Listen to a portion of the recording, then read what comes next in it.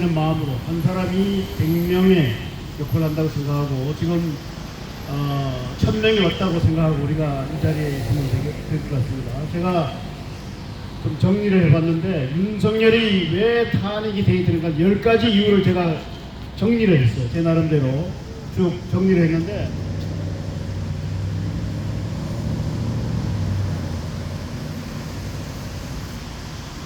우선 출발점은 윤석열이 탄핵해야 할 첫 번째 이유 강제징용자 배상 변제안을 내세웠습니다. 이게 말이 되겠습니까? 안 됩니다. 아니 일본 사람들이 사과를 하고 돈을 물어야 되는데 한국 기업에 돈을 모아가지고 사과 보상을 한다는 게 배상하고 보상을 한다는 게 말이 안 되죠. 그래서 그때부터 시작이 된 겁니다. 맞습니다. 작년 3월달에 당선이 돼서 5월달에 취임을 했죠. 그때 벌써 이제 윤석열이 집권한 지가 1년 거의 한 반이 돼가요. 그래서 첫 번째 그걸 들었고 그 다음에 또 그럼으로 인해서 우리는 윤석열에게 무슨 말을 들었나 하면 제2의 이완용이다. 얘기 들어보셨죠? 제2의 매국노다. 우리가 일제시대에 나라를 바라넘긴 이완용 오적이 있었는데 제2의 이완용으로서 일본을 가서 뭘 하고 왔어요? 일본 가서 밥 처먹고 왔어. 돈가스 처먹었어요. 그러거나 오므라이스 먹고 아주 기분 좋게 왔다고. 하나도 제대로 된 걸 하지 않고 정말 우리 국민의 분노를 샀습니다. 그래서 그것이 두 번째 이유고 세 번째 이유는 홍범도 장군 공상 육사에서 철거한다는 게 이게 말이 되겠습니까? 아닙니다.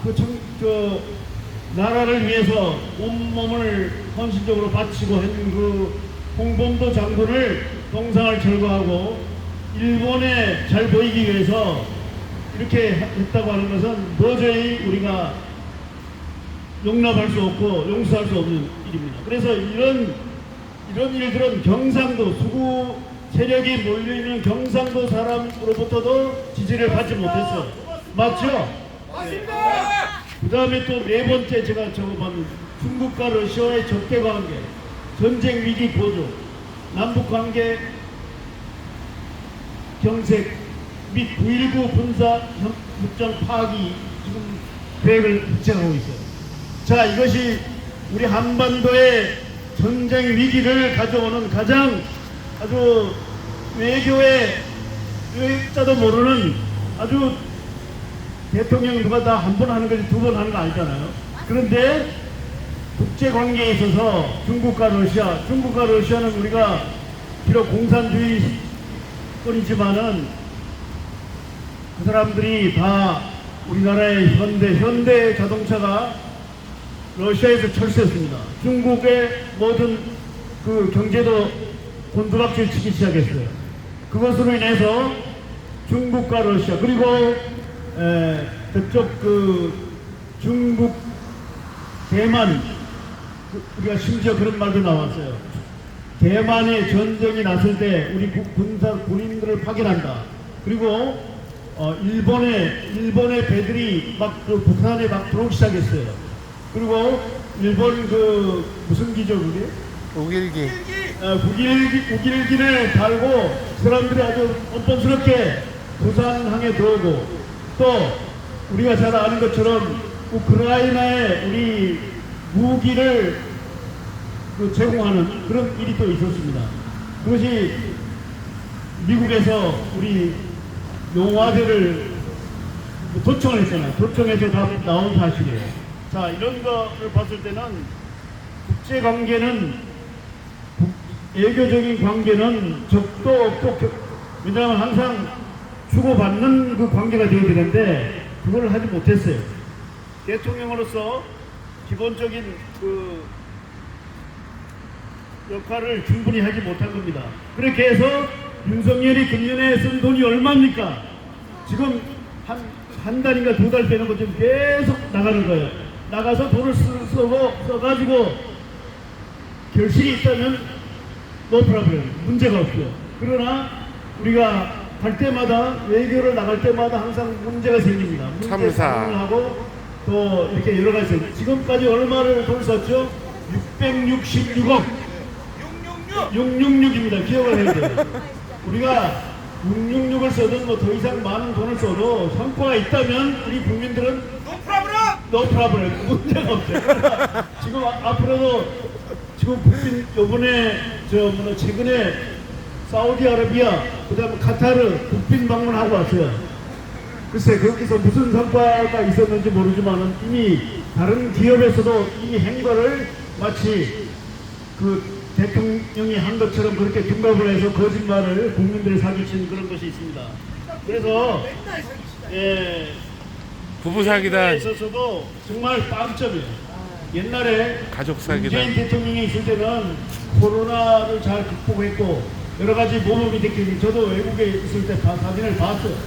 서로 사진을 찍으려고 땡겨가지고 사진을 찍으려고 했는데 지금 윤석열 대통령이 가면 사람들이 알아줍니까? 안 알아줍니다. 우리가 그 전에 봤잖아요. 김건희가 나가 하고 얼마나 부끄러운 일입니까? 정말 대통령은 우리 국민의 대표인데 우리의 대통령이 가서 좋은 소리 듣고 정말 우리가 당당하게 외교에 임해야 되는데 외교에서도 실패, 국내에서도 실패, 집에서 새는 바가지가 바깥에 나가도 샌다. 예, 그래서 이런 것이 우리가 생각해야 될 점입니다. 그래서 네 번째로 다섯 번째 경제 폭망입니다. 그렇죠. 지금까지 경제가 한 번도 좋아진 적이 없어요. 그것이 우리가 코로나 시대에도 대한민국은 가장 앞서가는 경제 발전의 모습을 보여줬어요. 그래서 많은 사람들이 어떻게 한국에서 그렇게 했느냐. 그렇게 해서 일본하고 관계에서 그 코로나 상황에서 일본 우리가 관계를 안 했어요. 소음장 다 우리 자체적으로 개발하고 했습니다. 우리가 일본을 거부했어요. 일본 상품 다 배격하고 그 다음에 맥주라든가 뭐 일본 제품 그런 거 다 했는데도 우리는 당당하게 앞서가는 나라가 되었어요. 선진국으로서 우리가 발돋움만 했어요. 지금은 어떻게 했어요? 200 몇 개 중에 지금 200에 떨어졌다고. 대한민국 경제가 완전히 부진한 거예요. 지금 이걸 기업을 하는 사람이나 가게 조그만한 구멍 가게를 하는 사람도 다 그것을 알고 있고 국민들의 개개인의 그 부채라든가 가계 부채라든가 또 모든 그 경제 폭망한 거예요. 그렇죠? 맞지 않습니까?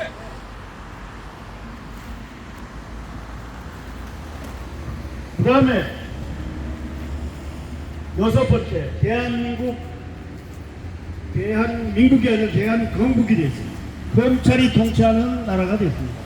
모든 사람, 모든 요직에 검찰, 검사, 판사, 또 모든 사람이 검사 사법고시 합격해서 그 범인을 잡아들이고 이렇게 그거는 우리가 인정해요. 그러나 검찰이 모든 것에 만능이 아닙니다. 금융 문제, 여러 가지 전문적인 분야의 교육 문제, 심지어 국무총리 비서실장도 검사입니다.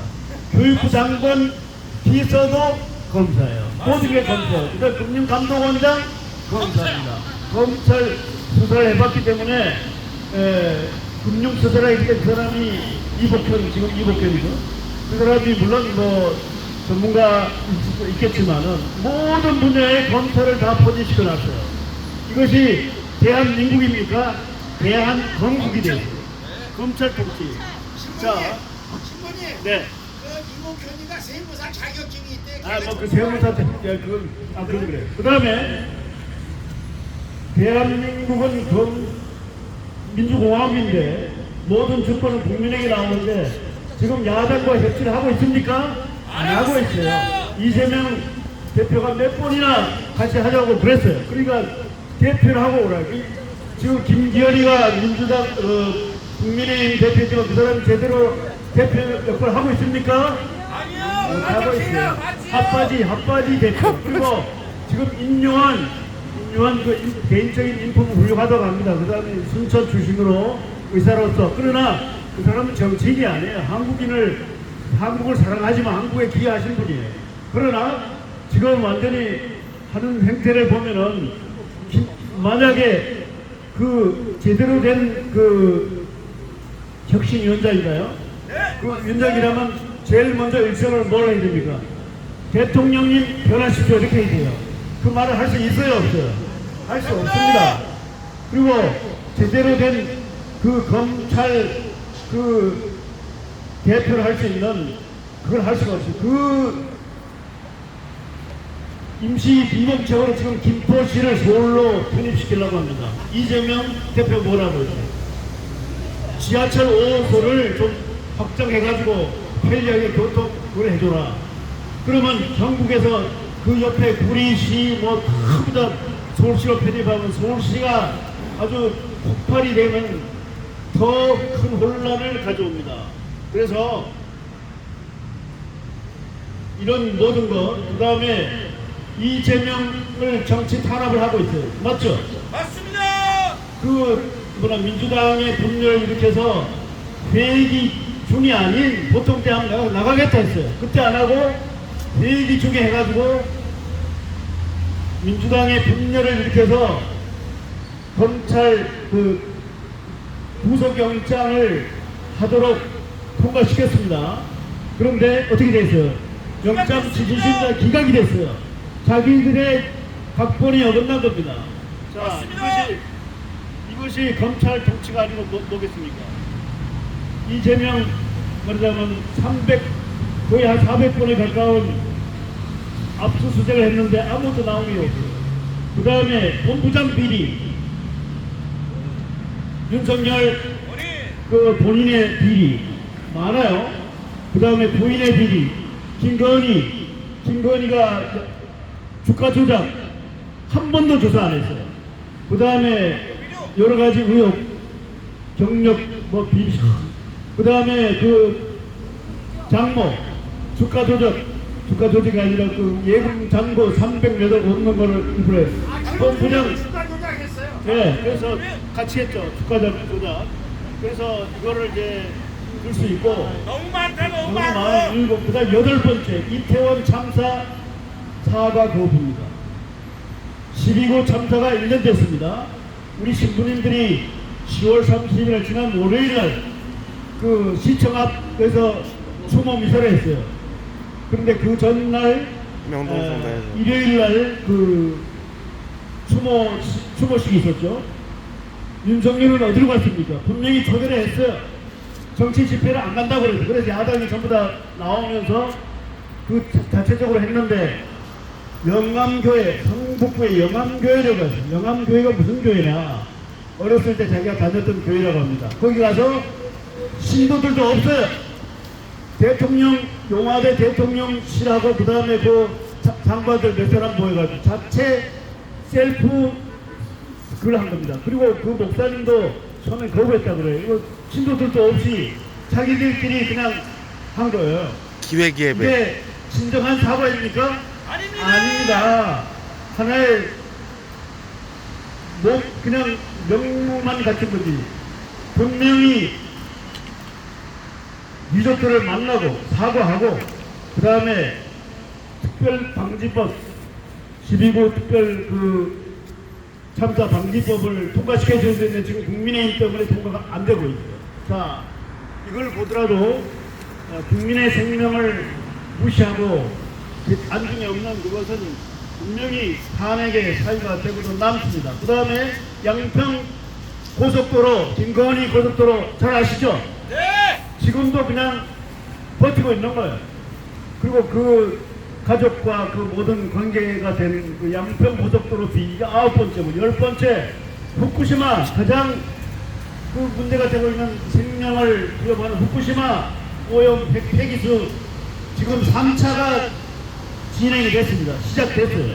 2차까지 해서 1,500톤, 15,000톤인가요? 그 정도 방류했고 지금 7,800톤을 또 방류한다고 합니다. 자, 이것만 제가 지금 찾은 것만 10가지 거의 중요한 문제는 다 언급을 했는데 이런 모든 것은 윤석열을 탄핵하고도 차고 넘치는 이유가 맞지 않습니까? 맞습니다. 그래서 우리는 소리를 외쳐서 제가 이제 윤석열을 전부나 파면한다. 윤석열 이제는 탄핵이 아니라 탄핵에서 파면을 해야만 이게 되는 거야. 윤석열을 파면한다 이러면 세 번. 그냥 외치는 거죠. 선언하는 거죠. 윤석열을 파면한다. 파면한다. 파면한다. 파면한다. 윤석열을 파면한다. 파면한다. 파면한다. 감사합니다.